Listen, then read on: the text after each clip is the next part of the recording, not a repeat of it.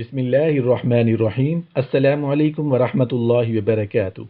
انعامات اور خوشیوں کے دروازے کب کھلتے ہیں؟ کریم آقا صلی اللہ علیہ وآلہ وسلم کا فرمان ہے کہ کسی انسان کے لیے انعامات اور خوشیوں کے دروازے کب کھلتے ہیں؟ رسول اللہ صلی اللہ علیہ وآلہ وسلم نے ارشاد فرمایا، جب تم مشاہدہ کرو کہ اللہ عز و جل کسی شخص کو اس کی نافرمانیوں کے باوجود اس کی خواہش کے مطابق دنیاوی نعمتوں سے سرفراز فرماتا ہے، تو تم سمجھ لو کہ یہ اللہ پاک کی طرف سے مہلت ہے۔